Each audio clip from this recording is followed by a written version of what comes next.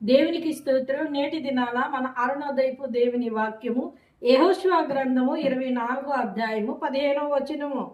నేనును నా ఇంటి వారును యెహోవాను సేవించెదను. హల్లెలూయా.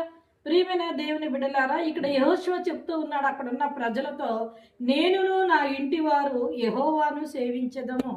అంటే నేను ఒక్కడనే కాదు, నా ఇంటి వారు, నా కుటుంబం అంతా కూడా ప్రభువునే సేవిస్తారు, ప్రభువునే మేము సేవిస్తాము, మేము ఇంకెటువైపు మేము చూడము అని యెహోషువ ఆ యొక్క ఇశ్రాయేలు ప్రజలకు తెలియచేస్తూ ఉన్నారు.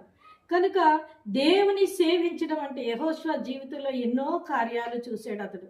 ఎందుకు అంటే దేవుడు అంటాడు, మోషే వెళ్ళిపోయిన తర్వాత యెహోషువ భయపడిపోతున్నప్పుడు, నేను మోషేకు తోడై ఉన్నట్లు నీకును తోడై ఉంటానని, అలా తోడై ఉంటానని సెలవిచ్చిన దేవుడు అతను ఏ విషయంలోనూ ఒంటరిగా వదిలిపెట్టేలేదు. కానీ శత్రువుల మీద, అనేక మంది మీద యుద్ధం చేసినప్పుడు ఎంతో జయాన్ని ఇచ్చాడు.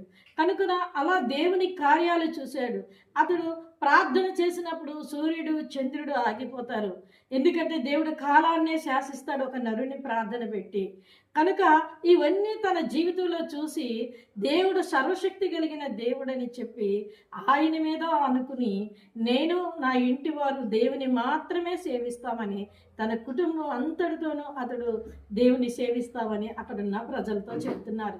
ఈ నూతన సంవత్సరంలో నీ ఒక్కడివి ఒక్కదానివే కాదు, నీ కుటుంబం అంతా కూడా దేవుని మందిరానికి వెళ్ళాలి, దేవుని సేవించాలి, ప్రభువైన యేసుక్రీస్తు వారిని ఆరాధించాలి. అలా ఆరాధించినప్పుడు మోషేకు తోడై ఉన్నట్లు నీకును తోడై ఉంటానని యెహోషువకి ఏ వాగ్దానం అయితే ఇచ్చారో, నీకును కూడా దేవుడు ఆ యొక్క నూతన సంవత్సరంలో 2026వ సంవత్సరంలో ఆ వాగ్దానాన్ని ఆయన దయచేస్తున్నారు.